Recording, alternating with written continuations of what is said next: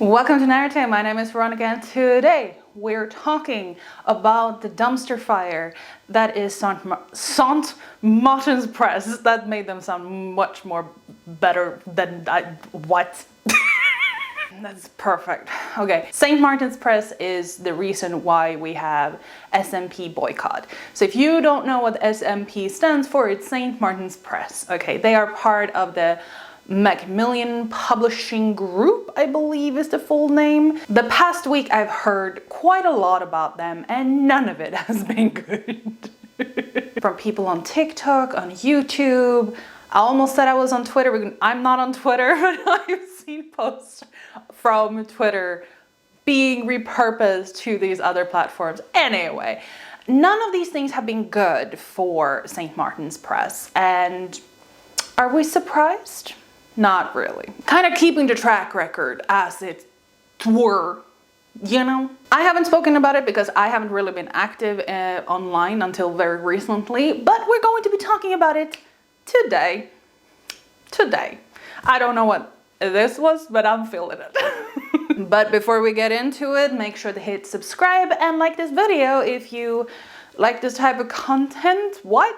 Just subscribe and check the links down below for my different types of works and all of that stuff and my socials. The reason I want to speak about St. Martin's Press today is that they have finally come out with a statement, and I think the timing speaks volumes. Now, I have been working in communications and marketing for close to a decade, so you know, I'm about to reach the point where I just know what I'm doing at work, not in life. They've been keeping quiet about this for so long, for 10 months, essentially hoping that we would collectively embrace our goldfish memory and just move on to the next shiny thing. And I'm just like, how did you think that was gonna work out? Your target audience are literally people who would spend years obsessing over a side note comment from an irrelevant character in a story and then make that their whole personality. We all have mental health issues and we're self-medicating by reading books. We're not forgetting, okay? The reason they're speaking out now that they're getting further criticism for including sex toys in their PR boxes that they unsolicited sent out is because in the grand scheme of things, this new scandal is a nothing burger. It is not a big deal. And I hate to say it, but it is the case. People today are so much more used to sexual content and toys that a lot of people don't even bat an eye.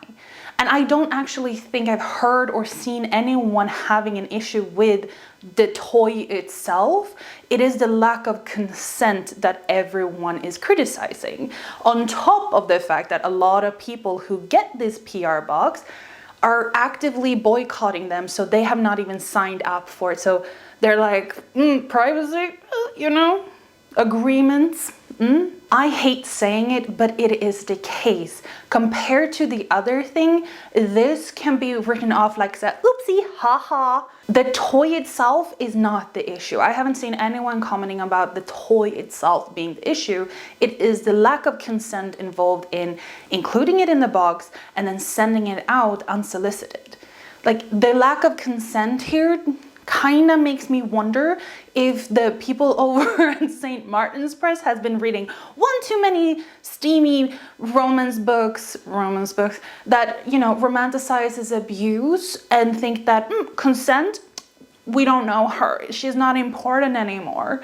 I'm like, just like, babes, those are not good stories to, you know, base your life on. It's time to turn on some brain cells, okay? This is a classic ask for forgiveness, not permission type of approach to it, because now that if people come in contact with this without really knowing anything, they will assume that the SMP boycott is just connected to this situation.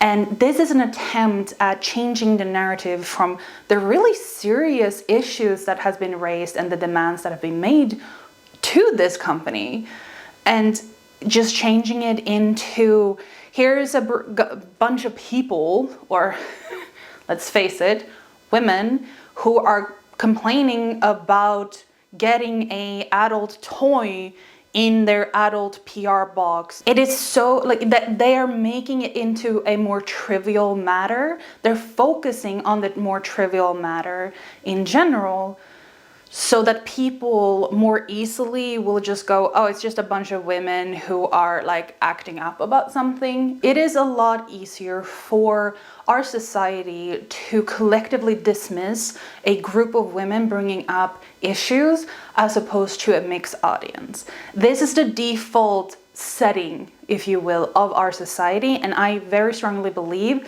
that this is what they're tapping into, consciously or not. It is very much trying to change the narrative into, here's a bunch of women who are just never happy anyway. They talk about adult books all the time, steamy books here, steamy books there, it's always porn, you know? Then they complain about getting a sex toy for free in a PR box, completely glossing over the fact that no one fucking asked for this. And the people are not boycotting you because you send up sex toys.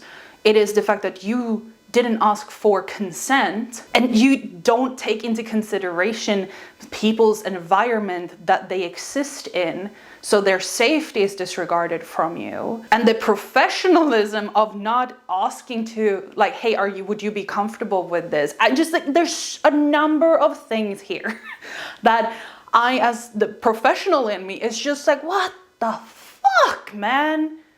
Like, come on, this is baseline.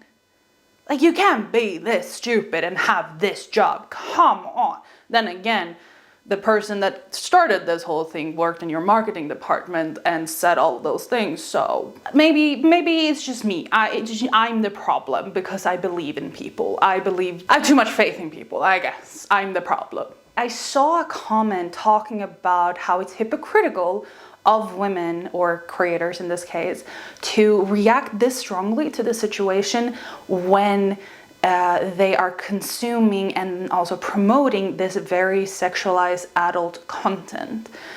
And while a smidgen of me, a very teeny tiny smidgen of me, understands where that mindset comes from, I strongly disagree, because it's not about the content, it's not about the toy, it is about a company that is already being questioned and under fire, I guess, for their bad behavior, to then ignore consent and people saying, hey, I want this box or not, and I'm comfortable with getting this content, and then sending it out anyway, and just like, it's just further piling on. If this had been their first mistake, if this had been their first strike, it wouldn't have been a big deal. Like I said, you can write it off as okay, hey, we made a mistake, we didn't think this through properly, we're gonna take steps to increase the checking process, we're going to make sure that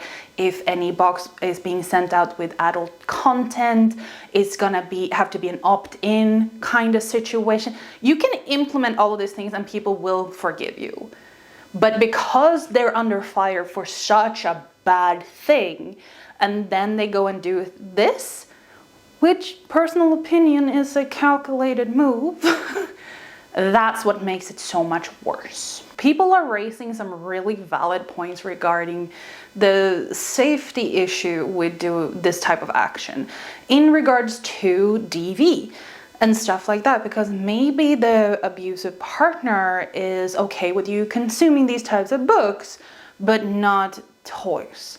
Because I kid you not, I've heard several men in real life, with my own ears, or with my ears, my little teeny tiny ears, seriously say that they don't want or allow their partner to have toys because they don't want competition. And only one of them were joking. So no, it's not it's it's a thing, okay? It's not as rare as we'd like it to be. There's some fragile people out there, okay? With their fragile egos being fragile people, okay? Moving on. I grew up with a lot of ads and talks about the importance of consent. And sure, they were mostly focused on intimacy kind of stuff, but it was also very clearly about other things as well, that no means no kind of thing, and the importance of enthusiastic consent. This is not new. This issue is not new. You know better. Come on. The reason I believe that this is an attempt to change the narrative that currently exists surrounding St. Martin's Press is because this type of thing has to be cleared by numerous people. This type of campaign and this type of stuff isn't created and thought up at like a tip of a hat. This takes months to plan and get all of the products sourced, printed, packed. This is not an impulsive thing. This is a strategic move on their part. And for anyone who does not know, Readers for Accountability is essentially a group of people in the book community who went together in order to put pressure on specifically St. Martin's Press, but I would argue that it is the entire industry, to advocate or create a more inclusive and safe environment for everyone in the community and the industry. Readers for Accountability is a great effort to put pressure on publishers to hold them accountable for the systemic issues they enable. I'm not gonna dive deeper into what they're doing, but I will leave the links down below, and I do highly encourage that you look them up and find all the information because they're doing great things. And if you want to visually showcase your support, you can go to their website because they have cute graphics like this.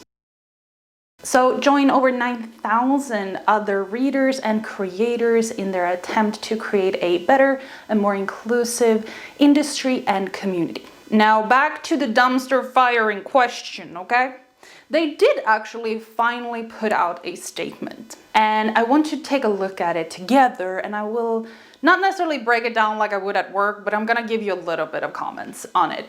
But the first comment I have is that they published this on X Twitter. I couldn't find a website that was only for St. Martin's. So I'm assuming that Macmillan has collected everything under their one website. And I went to their press page and there was nothing there. So it's a very specific thing that they put it out only on X Twitter. I refuse to just call it X. It's just so stupid. But publishing it only there and not on their press page is a choice. It is deliberate choice. But let's get into it. We'd like to make a statement to our publishing community about who we are and what we stand for. The St. Martin's Publishing Group is committed to publishing a wide variety of books from many viewpoints and perspectives. We condemn racism in all forms, including Islamophobia and anti-Semitism. This is a value of our company and one that we hold ourselves accountable to every day.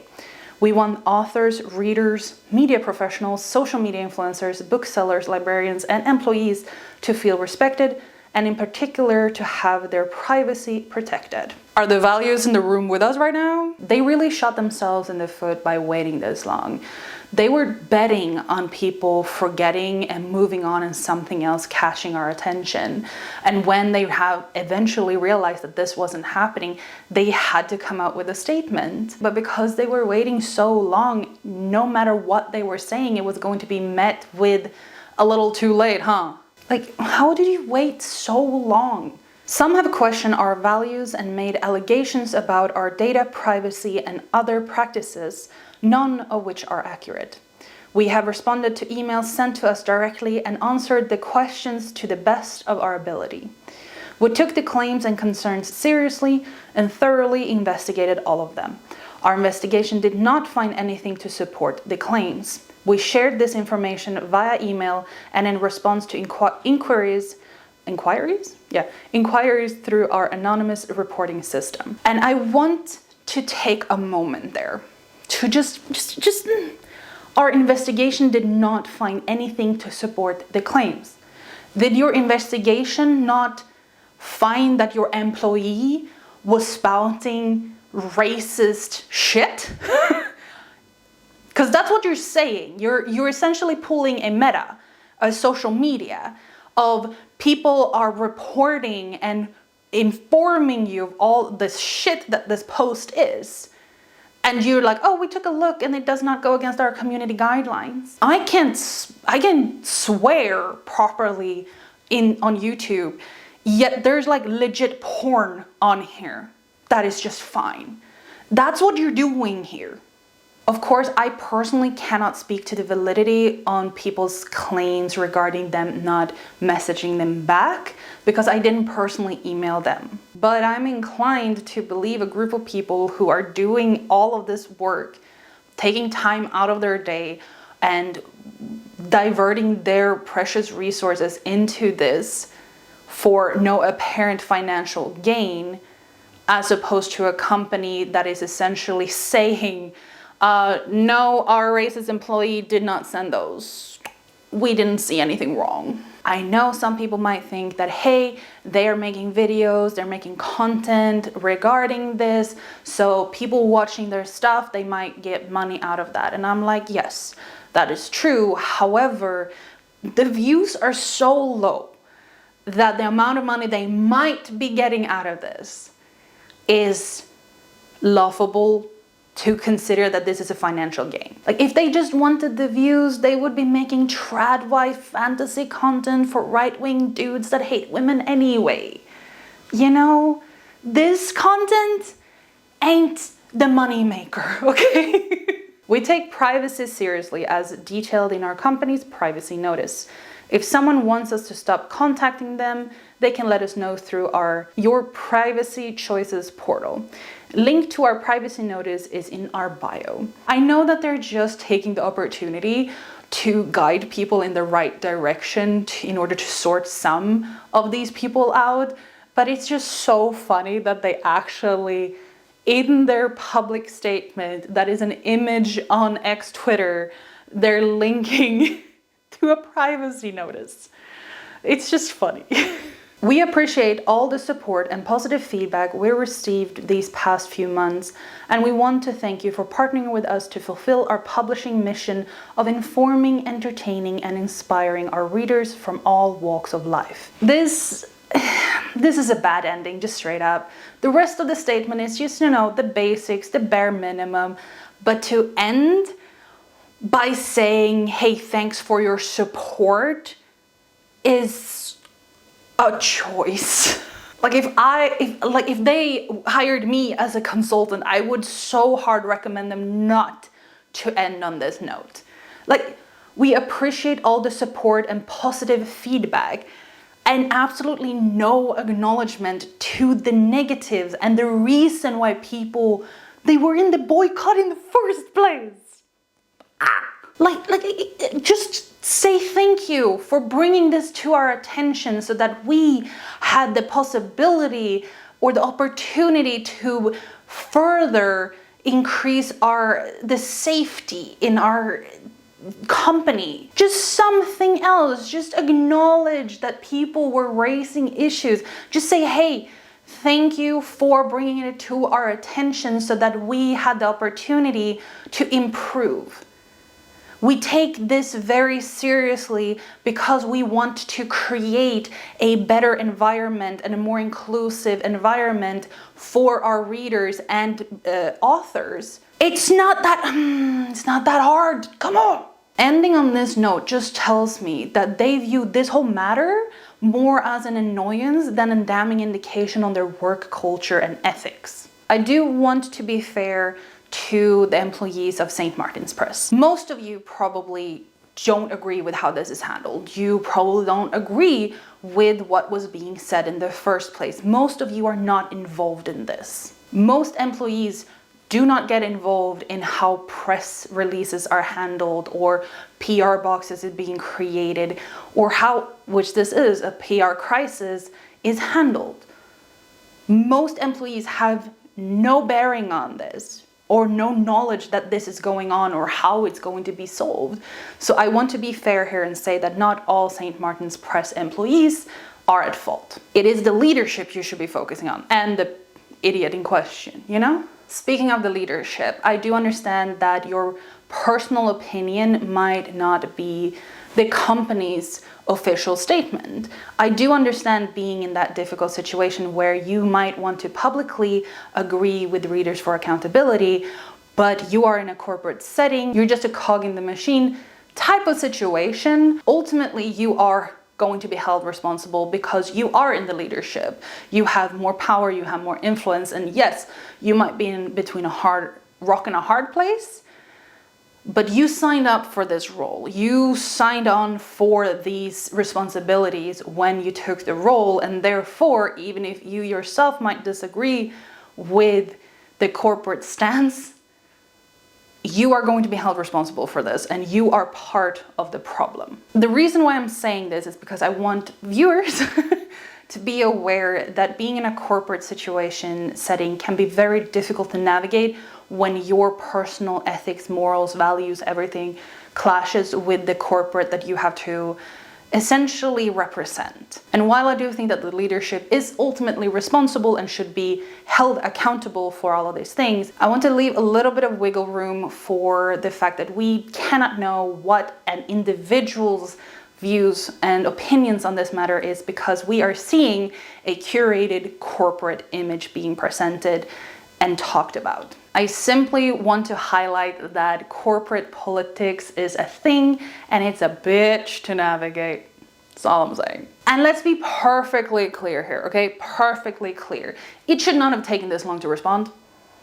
Just saying, hey, we don't agree with these statements shouldn't be difficult or take this long in 2024. Readers for Accountability has made 3 demands of St. Martin's Press, and I want to focus on the third one here a little bit, which is address how, moving forward, they will support and protect their Palestinian, Muslim, and Arab readers, influencers, and authors, in addition to their BIPOC readers, influencers, and authors. I want to talk a little bit about that, or focus on it, not in opposition, but rather as a suggestion for St. Martin Press in how to move forward with their internal efforts. If you have the value in your company to condemn racism, and yet it took you 10 months to do so, you do not have that value. If you have as a value to condemn racism in your company, and it took you 10 months to do so,